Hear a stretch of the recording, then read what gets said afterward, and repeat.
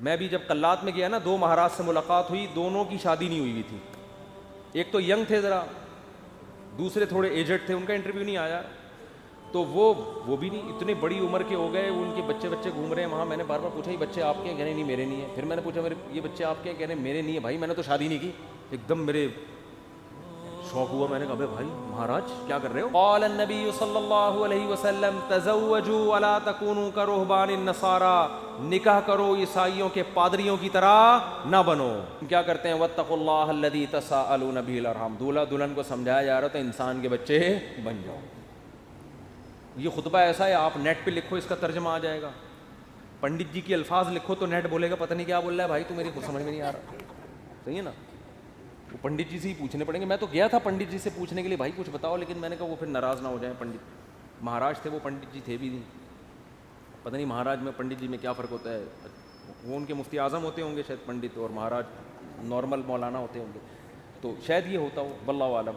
خیر، پھر اللہ نے کیا فرمایا؟ دوسری آیت جو پڑھی جاتی ہے، یا ایھا الذین آمنوا اتقوا اللہ وقولوا قولا سدیدا. ایمان والو اللہ سے ڈرو اور ہمیشہ سیدھی سیدھی بات کیا کرو. کیا کیا کرو؟ یہ نہیں کہ سچی بات.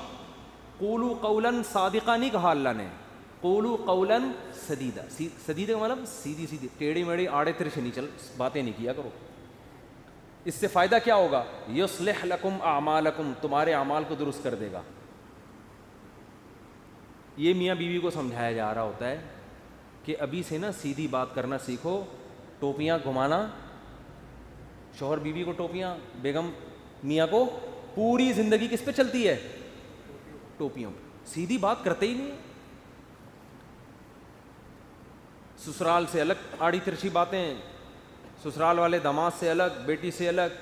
گھروں میں جو آگ لگتی ہے وہ سیدھی باتیں کرنے سے لگتی ہے، آڑی ترچھی باتیں کرنے سے. جھوٹ پلو گھماتے ہیں باتوں کو، صحیح بات ہی نہیں کرتے.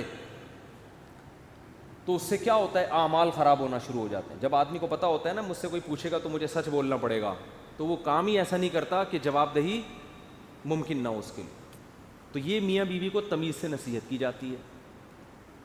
اور پھر حدیثیں پڑھی جاتی ہیں، النکاح من سنتی، نکاح میری سنت ہے. فمن رغب عن سنتی فلیس منی، جو میری سنت پہ نہیں چلے گا وہ مجھ سے نہیں ہوگا. دولہا کو حوصلہ افزائی کی، تو بیٹا زندگی میں پہلی دفعہ کوئی انسان ڈھنگ کا کام کر رہا ہے، تو نبی کی سنت کو بولتے کیوں نہیں بھائی، زندہ کر. اور اتفاق کی بات ہے دوسری شادی میں بھی یہی خطبہ ہے، تیسری میں بھی اور چوتھی میں بھی. کیا مطلب؟ دوسری میں بھی اس کو اپریشیٹ کیا جاتا ہے، سنت کر رہا ہے، تیسری میں بھی چوتھی میں بھی. سمجھتے؟ یہ ویسے ہی درمیان میں جنرل نالج کے لیے ایک بات آ گئی تھی. میں آپ کو پتہ ہے اس ٹاپک پر آج کل بالکل بھی نہیں بولتا. تو آگے اللہ تعالیٰ کے آگے کیا حدیث میں جو خطبے میں پڑھا جاتا ہے؟ قال النبی صلی اللہ علیہ وسلم تزوجوا الودود الولود فإنی مباہی بکم الامم. ایسی عورت سے نکاح کرو محبت کرے اور تمہیں اولاد زیادہ دے، میں قیامت کے دن تمہاری کثرت پہ فخر کروں گا. میاں بیوی کو سمجھایا جاتا ہے نسل مت روکنا، تمہارا ملاپ پائیدار، کامیاب، خوشیوں بھرا اور آخرت میں ترقی کا سبب جبھی ہو سکتا ہے جب تم دونوں اولاد کی کثرت چاہو. شروع میں ہی چاہتے ہیں کہ ہمارے اولاد نہ ہو، اس کی بھی نفی کی گئی. اور کیا پڑھا جاتا ہے خطبے میں؟ وقال النبی صلی اللہ علیہ وسلم تزوجوا ولا تکونوا کرہبان النصارى، نکاح کرو عیسائیوں کے پادریوں کی طرح نہ بنو. میں بھی جب قلات میں گیا نا، 2 مہاراج سے ملاقات ہوئی، دونوں کی شادی نہیں ہوئی تھی. ایک تو ینگ تھے ذرا، دوسرے تھوڑے ایجڈ تھے، ان کا انٹرویو نہیں آیا. تو وہ بھی نہیں، اتنے بڑی عمر کے ہو گئے، ان کے بچے گھوم رہے ہیں وہاں. میں نے بار بار پوچھا یہ بچے آپ کے ہیں؟ کہنے نہیں میرے نہیں ہیں. پھر میں نے پوچھا یہ بچے آپ کے ہیں؟ کہنے میرے نہیں ہیں. بھائی میں نے تو شادی نہیں کی. ایک دم میرے شوق ہوا. میں نے کہا بھائی مہاراج کیا کر رہے ہو؟ اس میں پرانے کوئی ڈائلاگ یاد ہے نا، وہ مہاراج اس طرح کے ایک دم اسٹائل سے آتا تھا، وہ مہاراج. تو میرے منہ سے ایک دم مہاراج آپ اپنی ایج دیکھو تو کیسے ہی گزارا ہو رہا ہے. تو انہوں نے کہا بھائی ہم جو مندر کے لیے قربانی دیتا ہے نا، پھر اپنے پرانے والے مہاراج کی انہوں نے مجھے تصویر دکھائی، یہ میرے پیر تھے، ان کا میں نائب بنا تھا. تو جو اپنے آپ کو مندر کی خدمت کے لیے وقف کر دیتا ہے، شادی نہیں کرتا کہ بس مندر کی خدمت ہی کرنی ہے، وہ پھر اس مندر کا مہاراج بنتا ہے. تو ان کا مذہب ہوگا، میں ان پہ طنز نہیں کر رہا، وہ ان کا جو مذہب ان کو سکھاتا ہے. میں نے ان سے کہا لیکن مجھے تو موقع مل گیا.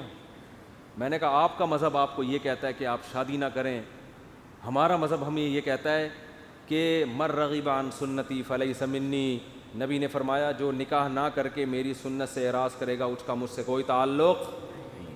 اور حبب الی النساء والطیب, نبی نے فرمایا دنیا میں دو چیزیں محبوب ہیں, ایک نکاح کی کثرت اور ایک خوشبو. تو ہمارے نبی تو بالکل اس کے اپوزٹ چلے ہیں, بالکل اس کے برعکس. تو یہ نہیں کہ نکاح کرنا ہے, کثرت نکاح کی ترغیب ہے. میں نے کہا ہم تو رہبانیت کے بالکل اگینسٹ چلتے ہیں. تو مجھے اس وقت وہ حدیث سمجھ میں آئی کہ آپ عیسائی بھی یہ کرتے تھے, پادری, نکاح نہیں کرنا. تو ہمارے نبی نے فرمایا تم نے ان کو فالو نہیں کرنا, نا نا, ہم تو کثرت سے. تو مجھے لگ رہا تھا وہاں بیٹھ کر کہ یہ جو مہاراج ہیں وہ مہاراج کے چہرے پر نا افسردگی کے آثار تھے. یہ پہلے والے جو مہاراج جن کا انٹرویو آیا یہ تو پھر بھی ینگ تھے, تھوڑے سے اچھے صحیح. دوسرے والے مہاراج افسردہ, گھٹنوں میں بھی پرابلم, کچھ مسائل بھی تھے بیماریوں کے. تو میں مہاراج سے ریکویسٹ کرنے والا تھا کہ کر لیں شادی, یہ مسائل آپ کے نیچرل لائف کا کوئی آلٹرنیٹ نہیں ہے. مندر کی خدمت شادی کر کے بھی ہو سکتی ہے. اب شادی کی ہوتی, یہ بچے آپ کے ہوتے ہیں, یعنی اسی جیسے ان کو لگا دیتے مندر کی خدمت پہ. اگر آپ کا یہ نظریہ ہے, میں ترغیب نہیں دے رہا ہوں ان کو, کیا خیال ہے؟ جیسے ہمارے بیٹے ہیں تو میری خواہش ہے کہ یار وہ بیٹے عالم بنے, اللہ خواہش کو پورا کرے. مہاراج میں جو باتیں آپ سے کر رہا ہوں آپ تنہائی میں بیٹھ کے ان باتوں پہ غور کریں. اب اللہ کرے اب تک کر رہے ہو غور. چکر میں تو ڈال دیا ہم نے, مہاراج کو ہم نے چکر میں ڈال دیا. مہاراج اب بیٹھ رہا ہوگا یار مسئلہ کیا ہے, بات تو صحیح کی ہے بندے نے, زندگی بھی برباد کر دی. پھر میں نے مہاراج سے بھی کہا, میں نے کہا یہ بھی دیکھ لینا کہ آخرت میں اس شادی نہ کرنے کا کوئی ثواب بھی ملے گا. ایسا نہ ہو کہ نہ یہاں کے رہے نہ وہاں کے رہے. قرآن کہتا ہے الذین ضل سعیہم فی الحیاۃ الدنیا وہم یحسبون انہم یحسنون صنعا. قرآن کے الفاظ ہیں. بھائی ہندو یہ نہ سمجھیں کہ میں تو اسلام کی بات کروں گا نا, آپ کا مذہب اگر یہ کہتا ہے تو ٹھیک ہے بھائی آپ اس کو فالو کریں, آپ کو نہیں سمجھ میں آ رہا تو ہم کیا کہہ سکتے ہیں. لیکن ہمارا جو مذہب ہے وہ ہمیں کیا کہہ رہا ہے, وہ یہ کہہ رہا ہے کہ الذین ضل سعیہم فی الحیاۃ الدنیا. کچھ لوگ دنیا میں ایسے ہیں کہ جن کی کوششیں برباد ہو جائیں گی دنیا میں, حالانکہ وہ یہ سمجھ رہے ہیں کہ وہ بہت اچھا کام کر رہے ہیں. دیکھو ایک آدمی غلط کام کر رہا ہوتا ہے, غلط کو غلط سمجھ کے, اس کو پتہ ہے بھائی چرس پینے کا آخرت میں کوئی ثواب ملے گا, اور چرسی کو امید بھی نہیں ہوتی. وہ کہہ رہا ہو یار مجھے پتہ ہے آخرت میں بربادی ہے لیکن اب مزے اڑا لوں تھوڑی دیر کے. ہیروئنچی کو پتہ ہے آخرت میں بربادی ہے مگر مزے اڑا لو. زانی کو پتہ ہے آخرت میں بربادی ہے مگر مزے اڑا لو. لیکن کچھ لوگ ایسے ہوتے ہیں جو بڑی محنت کر رہے ہوتے ہیں, اپنی حلال خواہشات کو بھی قربان کر رہے ہوتے ہیں, اور وہ سمجھ رہے ہوتے ہیں آخرت میں مل جائے گا بدلہ. اللہ کہتے ہیں نہ دنیا میں ملے گا اور نہ آخرت. کیونکہ پیپر جو اللہ نے بنایا ہے نا اس کو فوکس کرنا ہے آپ نے. پیپر فزکس کا ہے اور آپ ریاضی کے مشکل ترین سوالات لے کے بیٹھ گئے, اور جو فزکس کا آسان سوال تھا اس کا آپ اس کو حل نہیں کر رہے. کیمسٹری کا آسان سوال تھا پانی کا فارمولا کیا ہے, ہائیڈروجن ڈائی آکسائڈ ہے نا, یہ بہت آسان تھا. آپ کہہ رہے تو بہت آسان ہے یار, یہ نہیں حل کرتا میں. مجھے اصل میں ایک فزکس کا ایک بڑی پیچیدہ ایکویشن ہے, اس کو میں حل کر سکتا ہوں. اس کو بیٹھ کے آپ نے حل کرنا شروع کر دیا. عقل مند کہے گا بھائی تیرے سے جو پوچھا گیا ہے اس کو تو فوکس کر, جو سوال پوچھا نہیں جا رہا اس کا جواب کیوں دے رہا ہے. اب آپ جواب میں یہ کہیں یار دیکھو میری اتنی محنت کر کے میں نے فزکس کی اس ایکویشن کو حل کیا ہے, میں یہ سوچ بھی نہیں سکتا کہ ممتحن اور ایگزامینر میری اس محنت کو ضائع کر دے, یقیناً 100 نمبر دے گا. اس سے کیا ہے 100 نمبر تجھے ہائیڈروجن ڈائی آکسائڈ لکھ دیتا مل جاتا ہے. آپ کے اتنے آسان سوال کے 100 نمبر نہیں ہو سکتے. یہ دلیل صحیح ہوگی نہیں یاری بات میرا خیال ہے. او بھائی یہ دلیل بالکل غلط ہوگی کہ یہ نہیں دیکھا جاتا کہ سوال مشکل ہے یا آسان. ہم نے دیکھا نا یوٹیوب پہ ایک ہندو کرالنگ کرتا ہوا پتہ نہیں دلی سے یو پی جا رہا ہے یا کہاں جا رہا ہے, لیٹ کے کہہ رہا ہے بھائی یہ پتہ نہیں کون سے بھگوان ہے جس کی روح خوش ہو جائے گی اس سے. تو آپ محنت بہت کر رہے ہیں, اس کا رزلٹ کیا ہے؟ 0.